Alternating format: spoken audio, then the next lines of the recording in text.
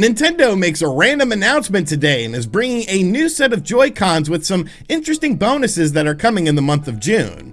Xbox bolsters Game Pass with 2 new game editions announced, and some performance upgrades for Bethesda games.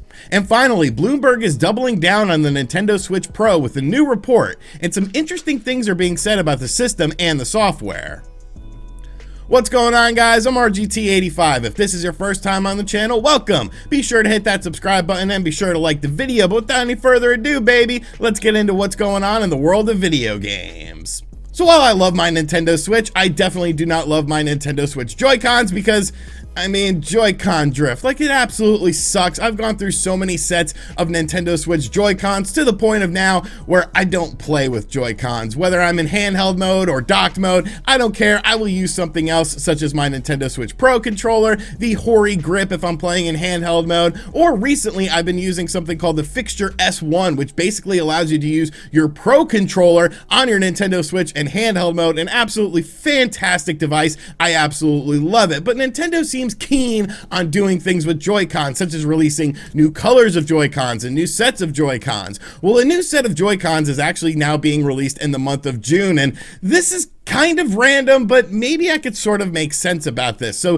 these are the Joy-Con Fortnite Fleet Force Bundle. Yes, some Joy-Cons themed after Fortnite are coming to the Nintendo Switch in the month of June. They will be launching on June 4th. You get a blue Joy-Con, which is the left one, and a yellow Joy-Con, which is the right one, and they have Fortnite banana imagery on them. Now, what makes this interesting to me, though, is that you're not only getting the Joy-Cons, but you're actually getting stuff for Fortnite in these Joy-Cons. You're getting 500 V-Bucks and a download code for an in-game glider and pickaxe, which that's the first time Nintendo's really done something like that with a set of Joy-Cons. There was, of course, that Pro Controller bundle where you could buy a Pro Controller and get a copy of Super Mario Odyssey. But as far as Joy-Cons are concerned, I believe this is the first time Nintendo has actually given some extra incentive to pick up a set of Joy-Cons. Now, I know a lot of you are wondering, well, why Fortnite Joy-Cons? Fortnite came out, what, 2+ years ago for the Nintendo Switch, and yes, Fortnite is still a somewhat pretty popular game, but maybe I can make sense of this because Fortnite is a popular game still. People like to buy Fortnite stuff. Fortnite merchandise still sells out, and of course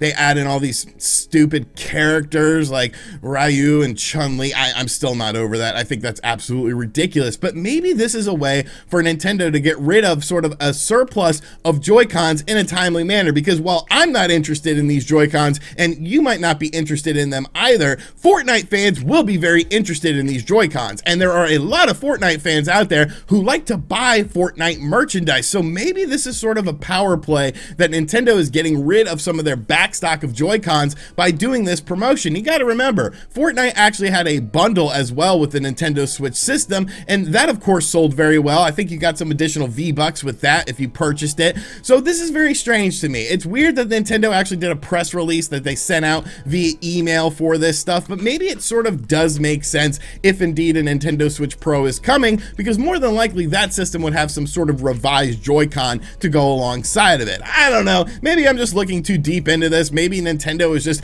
teaming up with Fortnite to sell some Joy-Cons, but yes, there are new Joy-Cons coming on June 4th. If you are a Joy-Con collector and, I don't know, you're just a sadist who likes to use Joy-Cons, there are better options out there, people. There are better options. Next up, we've been talking a lot about Xbox Game Pass and really Xbox in general on the channel recently, of course, because of the Bethesda acquisition. Well, it looks like Game Pass is actually bolstering its service by adding in 2 new games. The first game that we're going to talk about is Undertale. Undertale will be available on Xbox Game Pass tomorrow on March 16th. Depending on when you're watching this, it could be March 16th. If you are watching this after the date, thank you for watching this. I appreciate it. But yes, Undertale will be coming to the system, and I'm not an Undertale fan in any way, shape, or form. I don't get the appeal of it, but I mean, I guess I kind of do understand. It's kind of that quirky RPG style, sort of like Earthbound, and so people sort of gravitate towards that sort of stuff. You know, it's kind of an artsy-fartsy game, not a game for me or anything like that,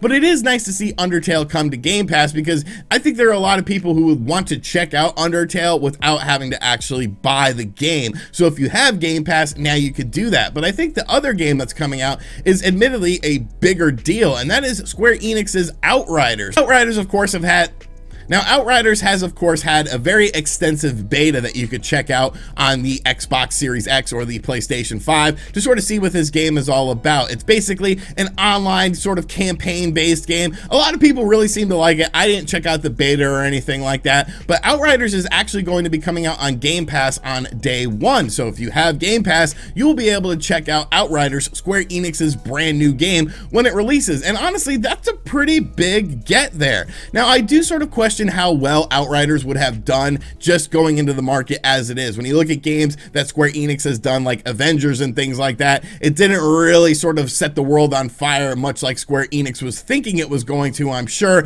And I feel like Outriders might sort of fall in line with that sort of thing. But now that you're introducing it to Game Pass, you're essentially bolstering your player base with this game, which is of course important because it's an online sort of based game. So I think this is a big get for Game Pass. You know, it's going to be very interesting. I was never going to pick up Outriders. I didn't check out the beta or anything like that, but now maybe I will check this game out when it comes out on Game Pass because I don't have to worry about actually purchasing it. It's just there on Game Pass because I'm a Game Pass fan and I have Game Pass. And of course, speaking of Game Pass, Bethesda games were just added to Game Pass very recently. They added in 20 Bethesda games, and now some of those games are actually getting FPS boosts as far as the performance of the game is concerned. Dishonored Definitive Edition, The Elder Scrolls V Skyrim Special Edition, Fallout 4, Fallout 76, and Prey. Now, all of these FPS boosts on the Xbox Series X and the Xbox Series S are available as of today, March 15th. So once again, this is a nice little thing for Xbox Series X owners. I think we're really seeing the direction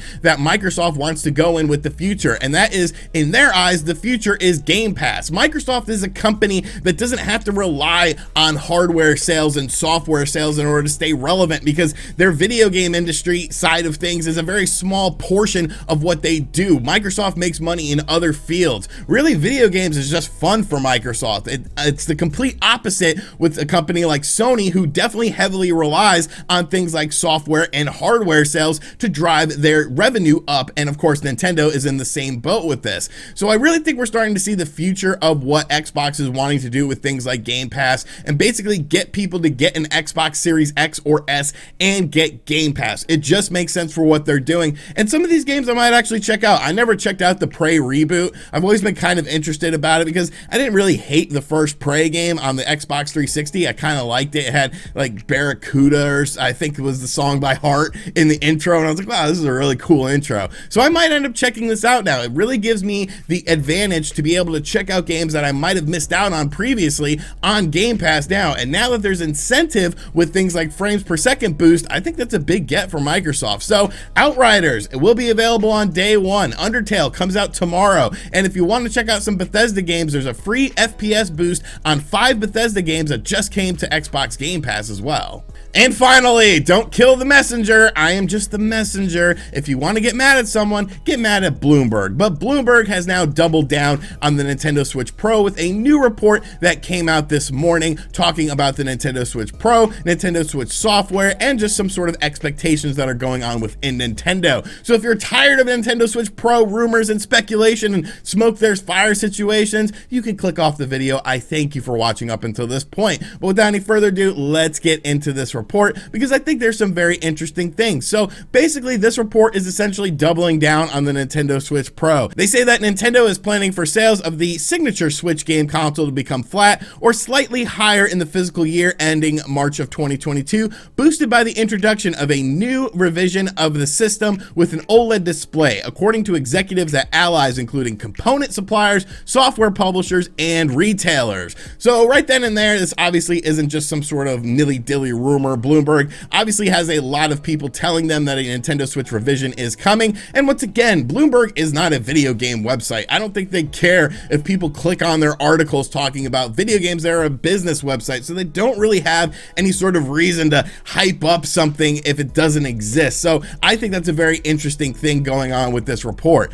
Moving right along, they say that a series of marquee game releases is expected to drive software sales next fiscal year to 250 million units, far more than the record 205 million units forecast for the current year, according to partners and suppliers speaking anonymously, as plans are not public. So basically, they're saying that there are some big titles coming out in 2021. Now, when you look at Nintendo's 2021 for the Nintendo Switch, we pretty much know about the first half of the year, games like Mario Golf, Skyward Sword HD, but the second half of the year, the holiday season, when, I mean, people are spending money like crazy, that's definitely up in the air. So what sort of tricks does Nintendo have up their sleeve? There's been rumors about things like a Mario Kart 9, which, you know, I think it kind of makes sense when you look at Mario Kart 8 Deluxe. Mario Kart 8 Deluxe was just essentially Mario Kart 8 from the Wii U with just better visuals and, of course, more game modes, but we haven't had a proper Mario Kart game in quite a while. Looking at the 3DS, you had Mario Kart 7, and then, of course, Mario Kart 8 on the Wii U. So Mario Kart is kind of due for another game, but then again, you would potentially cannibalize the best-selling game on the Nintendo Switch as far as game sales are concerned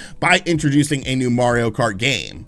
Moving right along, Nintendo plans to release a revised version of the Switch in the latter half of the year with a larger and better display, as well as upgraded graphics when the hybrid console is plugged into a TV set. The company makes some of the biggest blockbuster games on its platform, which would contribute significantly to profit and also spur hardware adoption. Much of the year's lineup of new games remains unannounced. Basically, we just talked about that. There is that mystery aspect for the second half of 2021. We know about the first half of 2021, but the second half is definitely up in the air, and that's something that they can really sort of lean into. Obviously, this Nintendo Switch Pro, this Nintendo Switch Revision isn't going to replace the current Nintendo Switch as far as a successor is concerned. It's just going to do things better, much like a new 3DS did with the standard 3DS. So you could do things like show off the new visual capabilities of this system and really get people invested in it, of course, with the OLED screen as well. That's going to be bigger when you're playing it in handheld mode. But I think the most interesting thing for me has to be one of the final statements that was said in this, and that is makers of NAND flash memory, the memory on which packaged Nintendo Switch software is sold, are preparing for more units for the upcoming fiscal year than they supplied in the current one. Software developers similarly are prioritizing the Switch for their upcoming game releases, as the console is almost certain to surpass the 100 million units sold threshold, assuring a large audience of potential customers. The Nintendo Switch has sold over 80 million Nintendo Switch devices as of the end of 2020. So prioritizing Nintendo Switch games, I mean, that's something we've been talking about for a while. Like, it doesn't make sense that a lot of companies aren't prioritizing the Nintendo Switch when it comes to their new game releases. Of course, we just had something, for instance, like Crash Bandicoot 4, which released on the PlayStation 4 and the Xbox One in October of 2020, and just recently came out on the Nintendo Switch, which I did a review on that Switch version. Make sure you guys go check that out. But I think that's something that companies need to start doing going forward, because I honestly feel like Crash Bandicoot 4 is going to sell best on the Nintendo Switch, even with the delay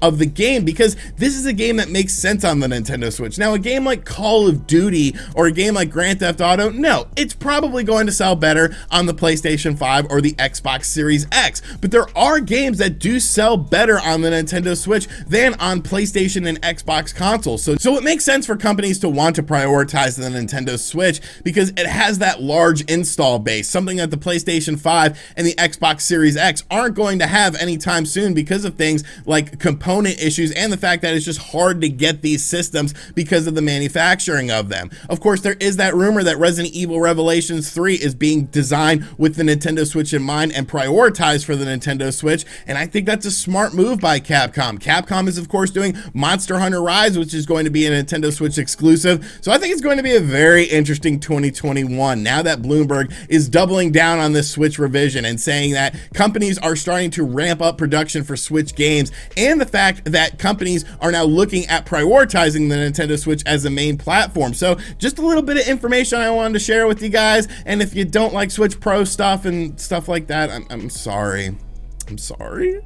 Alrighty, so that is going to do it for today's video. I hope you guys enjoyed it. Be sure to let me know what you think of everything in the comments section down below. And as always, guys, thank you for checking out this video. If you are new to the channel, make sure you subscribe and turn on notifications. I hate daylight savings. It's completely messed up my sleep schedule, which doesn't really exist in the first place, but I overslept today, and I was just like, what time is it? Where am I? What's going on? The Knicks are playing the freaking Nets tonight for the King of New York. The Knicks better win, baby. Screw the Nets. I hate the Nets. And as always, I'll catch you guys on the next video.